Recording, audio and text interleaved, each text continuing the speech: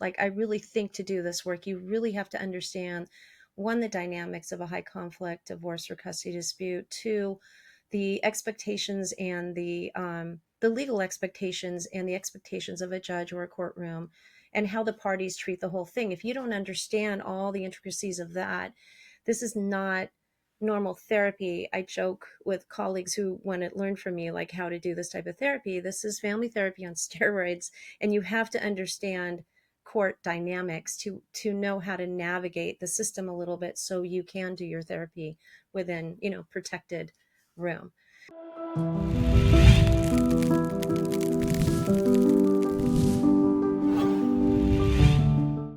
Hi, my name's Lawrence Strauss, and welcome to the Family Disappeared podcast. And today we have a true superhero on the podcast. Her name is Cathy Himlin. She is a psychologist. She works in the court system. She has worked in the foster care system. So she has a tremendous amount of information and a wonderful child-centric approach to working in the court system, to working in therapy. A lot of great, great, great information on this podcast. Definitely something you want to listen through. She has a newsletter that I'll share during the podcast that's free consultations, all kinds of good stuff for you folks to chew on and maybe get something out of. And if you're new to the community, welcome to the community. We're a 501c3 nonprofit. So there's a link in the chat. If you want to support the nonprofit, we can use your funds to keep expanding the services that we offer. And we are peer-to-peer run. This podcast has got a bunch of different people working behind the scenes to make it possible. We also have a free 12-step program, which is a support group for alienated parents and grandparents and alienated young adults or adults that haven't had contact with their parents or grandparents. And I'm using alienated, but it's estranged, it's erased, it's disconnected. The words are irrelevant. I just happen to use that word because it generates a little bit of energy, and sometimes it's useful and sometimes it's divisive. But this is going to be an awesome show. Hang on tight, and if you're driving, put on your seatbelt, and let's jump right on in. So I would say, when I first started struggling with my kids and getting access to my kids and what was going on, and I didn't really understand anything, like, I started talking to different therapists and to different people, and we're trying to figure out what to do next. You know what I mean? And some of the mirroring I got back even from therapists was crazy making. Like, I would tell them something, they'd skip over some information that I gave them, and then they'd be in some other place that wasn't useful to the kids. And I wasn't educated enough to really understand what was happening in the family system or what was happening just in the therapeutic setting. So I finally found some really good therapists that could show up and be present, that were child-centric, that could really help me. And it was really about me learning about what was going on. It was about me understanding what energy and what I was bringing into the therapy room, the courtroom, wherever I was showing up. So I got to tell you, like, really having information on what to ask a therapist, when to get therapy, where to get therapy, how to advocate for yourself, how to best advocate for your children, and how to also work through some of the damage that you've done has been life changing. And I am so grateful for those people that I've popped into that have saved my life. Thank you. Thank you for your expertise, the time you've taken, and everything else you've done to help push the ball forward a little bit. And with that, let's jump into this really cool, interactive, fascinating conversation with Cathy. So, Cathy, it's so great to have you on the show today. And just for the audience to get to know you, can you please introduce yourself and tell us a little bit about you? Sure. I'm Cathy Himlin from Himlin Consulting, and thank you for having me on your show. This is great, Lawrence. What I am is a licensed marriage and family therapist and professional clinical counselor.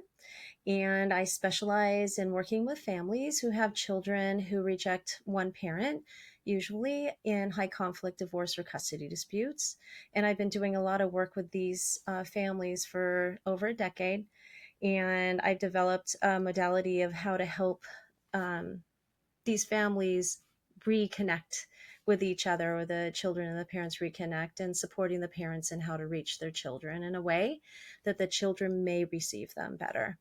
I have a parenting class that I've developed based on that same modality to help the parent who I call is the rejected parent. And I love helping and supporting parents and kids that have broken relationships. I want to help repair and heal those relationships. Well, thank you for that introduction. And I know you have a lot of years in this field and a lot of different experiences. So I'm going to go in a couple different directions so we can give the community as much useful information as possible. And just continuing on with your introduction, can you elaborate a little bit on your child centered approach when it comes to dealing with the kids and what that Sure. looks like? So there's different stages of what we call, court involved family therapy. And the child-centered approach is when I really, sit down alone with the kids as we would anyways, and as a therapist, as an intake, but I go a little bit beyond that and I try to find out why. Why is it that they're rejecting their parent? I don't put them in the room with a parent right away. Like some models are like that, where you see a therapist and then immediately the child and the parents in the room together. I spend time with that child to build trust and rapport. I want them to have a voice and I want them to feel safe. And I want to really understand what it is that's making them not want to see the parent. And so with that, on top of that, so I'm looking at developmental needs and stages wherever they're at. I'm looking at their perspective on the situation because kids get things in their heads that have nothing to do with the adults in the situation either. So I try to understand like what's going on with them and just emotionally and psychologically, where are they at? What are they needing? What are they needing from the other parent? What didn't they get, or what do they need more of? So we can help them get their needs met. And so by doing that, instead of just doing traditional family therapy and treating the parties as almost equals, we really focus on the children's needs emotionally, psychologically, and perspective developmentally versus trying to get them to see how their parents are feeling because they're kids and we've got this power differential and they really need their parents to show up emotionally and see what they're going through. So that's child centered to me. Well, yeah, I love that. Really centering the child's needs and figuring out developmentally where they are, what they're processing, what's stuck in their head. And is this something that's a court ordered intervention, or is this just like a regular therapy that people would come directly to you for? It's both. I do work with high conflict divorce and custody dispute cases, though. So a lot of times the cases I work with are court ordered. Sometimes people seek out my services that haven't even been involved in courts yet because they're already having a rejection happening within the family. So it's both. And within the court ordered therapy, because there's a lot of different age ranges of kids that are struggling with some kind of rejection or whatever particular word, alienation, estrangement, erasure, whatever word we're going to use is not really important, but just the idea that there's different ages. Does the court let you sit with kids only between a certain age, or is it pretty much any age child will have the opportunity, if it's court ordered, to actually get to sit with you for this intake and um, this building of trust with you? Sure. Yeah. I've worked as young as 3-year-olds and up, all the way through teenage. Only minors right now. It's rare that I'll have an adult. That's a whole different group of parents with adult children who are rejecting them. But yes, 3-year-olds and up, and I know for the courts I have some paperwork where I stipulate it's up to me clinically whether I decide how often I see a child, how often I see one of the parents. And I do have to work with both parents separately because the one parent who may have full custody or most of the time they see or more in the center of the child's life, I call them the central parent. I still need to work with them, but I don't put the parents in the same room, especially in a highly contentious divorce. But yeah, it isn't a matter of them letting me. It's that's my requirement. That's my modality. And so if they want to work with me, that's how I work. And everyone at least in San Diego that knows me knows that's how I work. I'm very clear on my paperwork and I have them actually sign a stipulation allowing me to make the decision on when I see either parent and when I put the child and the parent together. So I don't have court, not the court as in the judge, but just the court process interfering with the therapeutic process. I want to keep court away from my therapy room, even though it's court ordered. So I want free reign on how I do this because every case is different.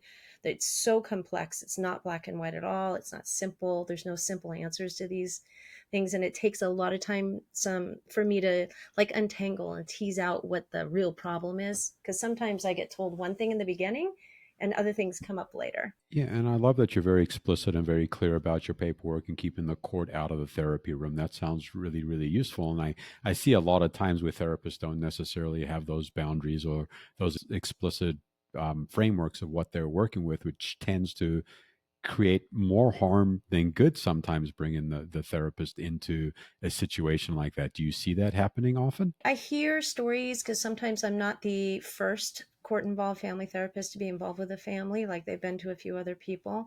Sometimes I'm not the last either, but I do hear stories of how there is some therapists that I call them court informed. Like, I really think to do this work, you really have to understand one, the dynamics of a high conflict divorce or custody dispute, two, the expectations and the legal expectations and the expectations of a judge or a courtroom, and how the parties treat the whole thing. If you don't understand all the intricacies of that, this is not normal therapy. I joke with colleagues who want to learn from me, like, how to do this type of therapy. This is family therapy on steroids, and you have to understand court dynamics to know how to navigate the system a little bit so you can do your therapy within, protected room.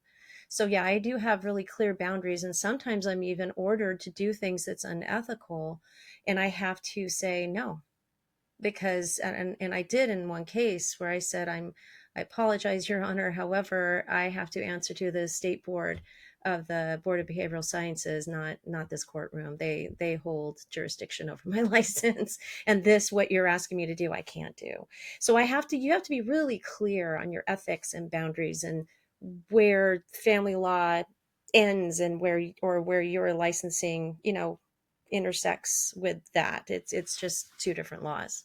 So that's happened before. Yeah, and again, just the boundaries, saying no, having agency, and seeing therapists that are really prepared and able to navigate the space is wonderful to hear, because we don't always hear the positive stories. And I would say, like, when it's a court ordered therapy, is it something that the judge is ordering, go see this particular therapist, or the parents going out and finding you as a resource therapist and then introducing you to the court system? How does that part work? Well, usually they will ask, well, there's a couple of ways. One party, like the judge will say this, parent A, pick three therapists, and parent B, you get to pick one of those three therapists. That's how it's usually done. Sometimes the judge doesn't make, where the court doesn't make an order at all, and so they just work it out. Judges tend to not recommend one particular person because that would be bias, I think. I'm not sure. So they put it on the parties, but they set up something like that. So we call it the list of three. So I often end up on a list of three. I have a 30% chance of being on that case. I never know. I had someone look at the title of the book I'm about to read lately and go, I don't want her on this case because she's favoring the parent who's getting a kid that's rejecting them. It made no sense, and that's fine. I mean, I'm here to support both parents. It doesn't seem like it, but I am here to support both parents too. But yeah, that's how they pick us usually. I love when I hear little tidbits like the list of three. I'm like, ooh, what is that? It sounds spicy. But thank you for sharing that. I think that's really useful for a lot of us. And this child-centered approach in the court system, is this different than reunification, or is this your approach to reunification and just packaged a little bit differently? Right. Well, this is my approach to reunification. And in California, the state of California, Governor Newsom, I forgot the name of the bill exactly, but we're not supposed to even use the word reunification. That's only for dependency cases. So I don't even say that word anymore because it's because of the reunification camps that were happening, and there's been a lot of legislation against those, which I have nothing to do with that. So yeah, this therapy, technically in other states they call it reunification therapy.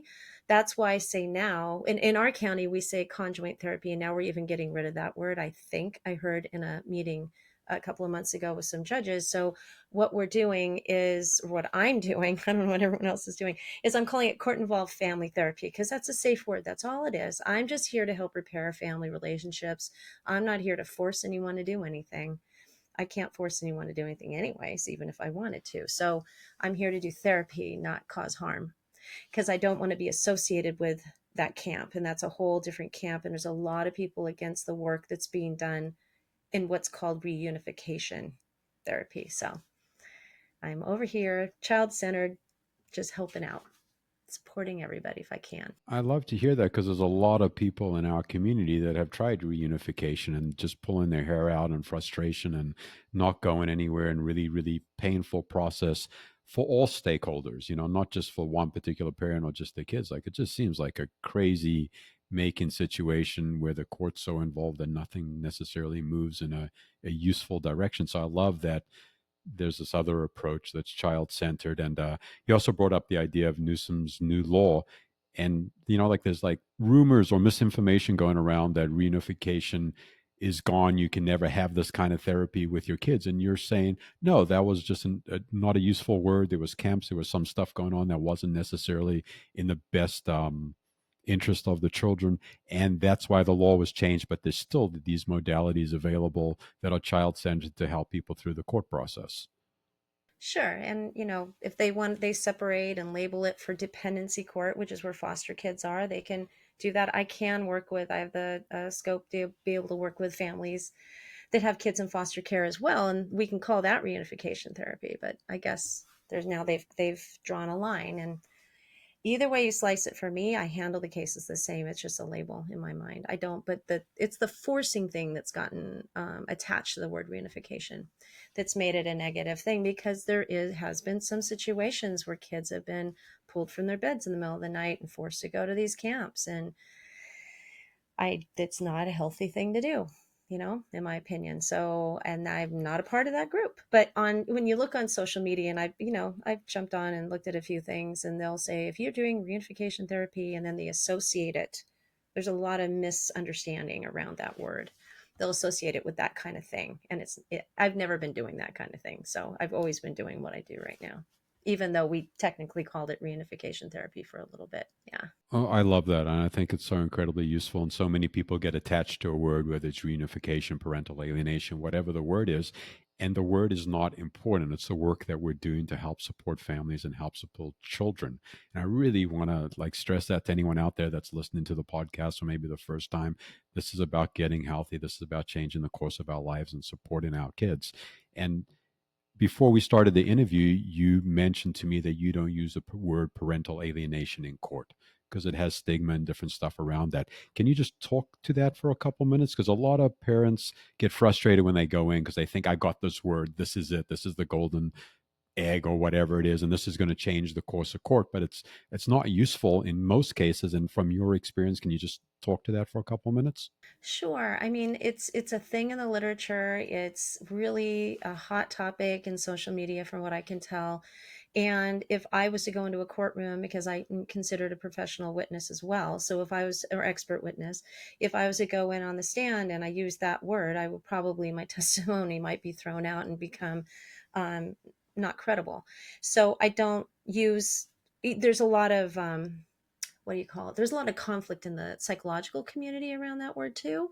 It's polarized, and then it's all hot with the social media, like I said. So I don't use it, but set that word aside. There's behaviors that happen, and part of what I teach and support the parent who's being rejected by a child is the other parent, who I call the central parent, because again, they're the center, more of the center of that child's life right now. They may be doing some things inadvertently to drive the child away from the parent.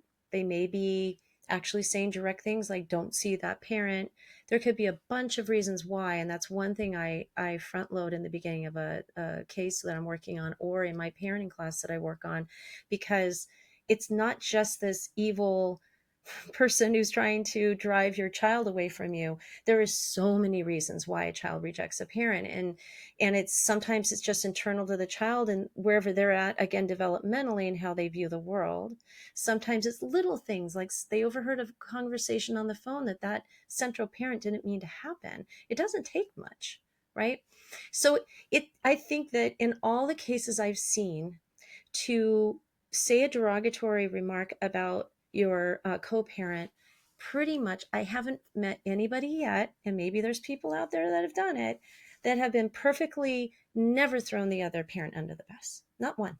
I haven't met one yet, and I've been doing this a long time. So it's on a continuum, or sort of like, have you done it a few times and you're trying your best, and you just sort of leaked over here, or are you over here actively campaigning against the other parent? So I think it's just on a continuum of how bad it is.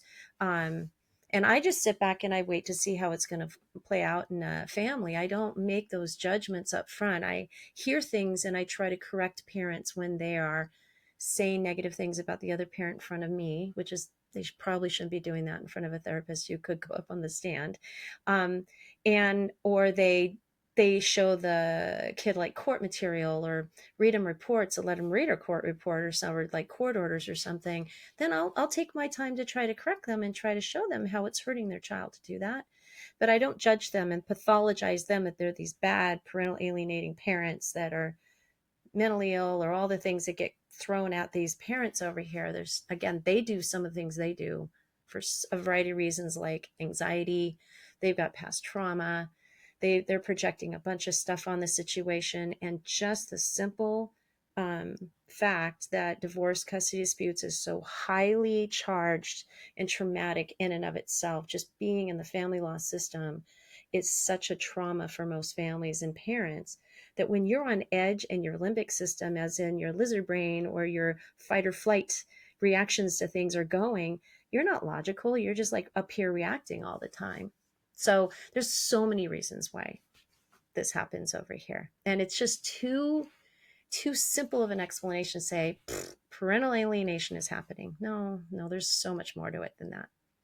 Way complex. Yeah, it's definitely really, really complex and yeah, and important as you're saying for parents to know that there's a lot of different dynamics going on, and us as parents bring all our baggage into the relationship that we co-create and have kids, and we're all responsible. There might be overlaying trauma, other things going on, but like for me as a parent that's doesn't have access to a couple of my kids. Like I co-created that family system. I am responsible for some stuff that happened, and I'm definitely not perfect. I've definitely done some things that haven't been great, and and it's important to acknowledge that because that's part of the healing. And I would think as you're going through the child-centered approach and the parents and the kids are reconnecting that, do you find that when parents, is that part of the healing process where parents start to acknowledge their own part, and does that somehow help the kids, or is that not anything that the kids ever really see? Well, if they're in my counseling room, in my therapy room, yes, I mean that's part of it. So I do try to help parents see how have you contributed to help shift their perspective, not to be blaming or doing anything like that, because we all contribute to a family dynamic. um, it's again rare for me to find a parent who really has done hardly anything, and those are the ones who have withdrawn, right? They haven't tried and they've just given up. So that's technically doing something. It gives the child a message that you don't care. But it's not like they did anything wrong. So what I do is I really work with the other parent, the rejected parent, and I call them the peripheral parent. I try to soften the language around it because they're on the periphery on the child's life in the moment, but they're not the out parent. There's a lot of words that are, I'm using rejected because that's the name of the book, but what I do with them is I really try to help them see ways to at least have validating language maybe they never used before when we get to put them in the room with a child. So we work on like role playing and teach them active listening skills, validating, attunement. So attachment parenting, because when we're so upset in a divorce custody dispute, we're emotional, we're leaking our own negative emotions, and we just as parents don't see what the kids need because we're so much in this crisis. And I get it. So I try to help them go, just like what I do with my boundaries of the court. Here's the courtroom, and here's your relationship with your child.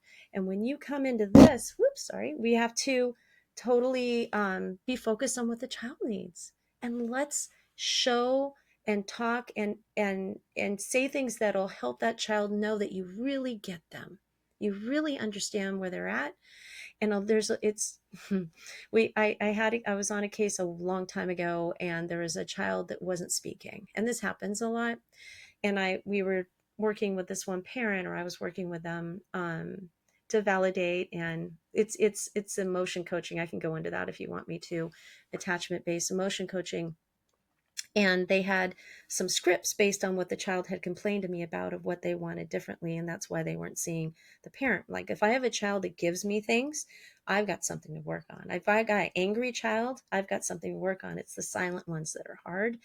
When we got to the family session, the child was silent, and the parent just read their scripts, and they genuinely said things that they needed to do to address the issues that the child had presented. And the child said nothing throughout the whole session. So when that happens, I go, well, you're seed planting. You're planting seeds in their brain for later. However, in this session, there was a tear that came out of their eye. So I knew that that parent had reached them. And that's good. We're not going to get like, 180-degree turnaround child who's just happy jumping up and down, especially a teenager, to see their parent after something like this. But it's a matter of correcting past hurts and genuinely showing that they understand their perspective. And that's that seed planning that I talk about with the parents. So even if we can't like heal or fix things, so there's some contact, after those sessions, sometimes, a lot of times, I think, because I've been hearing some stories lately, in their early to mid 20s, they'll come back around, you know if you've actually tried to do things like that, or if parents keep trying, like they don't stop giving birthday cards or presents or Christmas or Hanukkah or whatever it is they celebrate, and they show up at graduations and concerts and events without, of course, embarrassing their kiddos.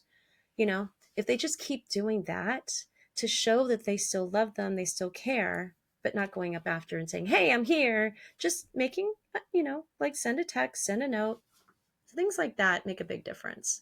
Because it may be not a good time right here to do it, but it'll sit in them for later, I guess. Yes, that was a lot of good stuff. And just to clarify for the folks listening, like the idea of leaking information is when we're talking to someone and maybe something passive aggressive slips out where we say, oh, your parent or your mom or your dad this, and then we say, oh, I'm not going to say anything. Could be like a real simple explanation of leaking, or just some information that the kids don't need that just comes out in a very subtle way is still really really harmful. I just wanted to clarify that for the community. And you just said something interesting about birthday cards and stuff like that.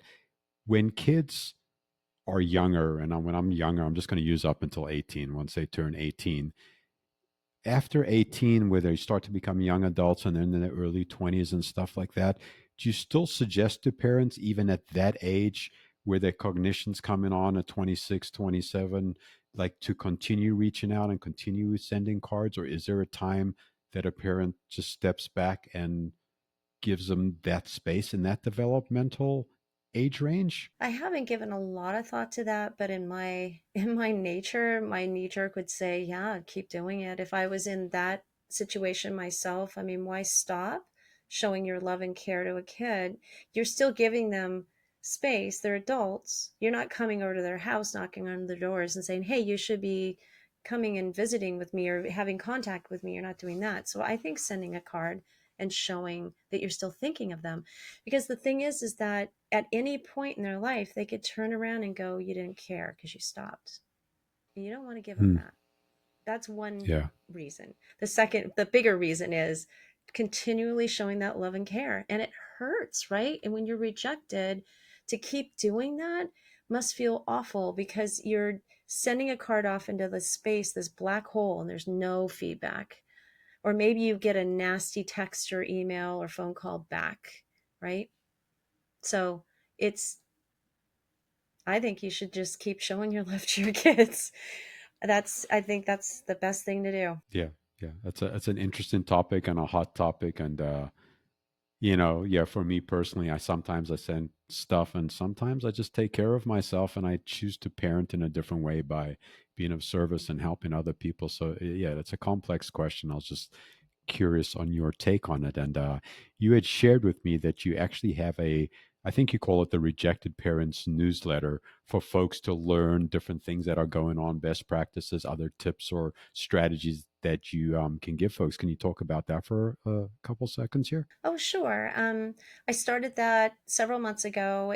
I'm actually carving out little bits of my book that I'm writing and putting it in a newsletter. So we're talking about There's reasons why your children reject you, and there's a couple of newsletters that go through a lot of the reasons why they do. And then, like recently, if I can remember the recent one that I did, one I'm about to is leaning into conflict. The one that I just did, this is a good question. It's funny. You write something and then you go blank, but it gives tips on how to reach your child, and giving hope uh, to parents who have given up because they think, they feel, a lot of parents I work with get depressed, despondent, like nobody's helping them. The court's not helping them. Their attorney's not helping them. The other parent's not helping. Nobody's helping. The schools are looking at them like they're like some criminal. They can't even talk to a teacher sometimes. I mean, it can be really, really harsh for them. So there's tips on how to reach out to your child if you have contact, especially what you can do to fix the relationship in that moment, to help shift how you talk to your child so they will be more open, so open that emotional door. So there's a lot of little tips like that that I put out, and I can't remember specifics because I don't have it in front of me, because it's funny thing, when you write something it just goes poop. If I looked at it I would be able to tell you more. I have the same poop brain that I think that you have. I think I might be catchy, but yeah, but yeah, that is that's funny. And then the newsletter is free. We will make sure that we put the link in the show notes. So click on that and grab whatever resources that Cathy has for you. And I'm going to go down a little different path here, Cathy, because I know that when you first got into this field, that you were actually working within the foster care system and doing stuff like that. And some of the research that I've read and some of the articles I've read, they compare like the foster care system, and some of the attachment disorders that happen in the foster care system are very similar to what parents are going through in this high conflict divorce and targeted parent alienation, whatever word you want to use. But there's a correlation. Do you find that to be true, having actually been seeped in both of these different arenas? Wow. That was a great first part of the podcast. Man, Cathy, man, I'm saying the word man. People, folks, Cathy has such a wonderful plethora of experiences and knowledge, and I just love her presentation and how soft it is. And I think that's such an important thing for when we're dealing with people, therapists, attorneys, whoever, that they actually have the ability to communicate and show up authentically. So I think the show was full of great information, but also a great way to role model, like, what am I looking for in a therapist? What am I looking for in a professional, other stakeholder that I'm going to be working with? And you can clearly see the expertise of someone that's able to communicate and the wonderful information that she's shared. And I would definitely go check out her newsletter if you haven't. And if you enjoyed the show, please subscribe, like, share with folks. Let us know what follow-up questions you might have for Cathy or follow-up questions you might have for us. We really would love the interaction. And there's a bunch of great resources in the show notes. There's a link to the free 12-step program, which is life-changing. If you're struggling, if you're feeling isolated, lonely, confused, you don't know what to do next, come by, check out some meetings. There's also a link in there for the Family Hope Project, which is a virtual art gallery, just a place where we get to express ourselves.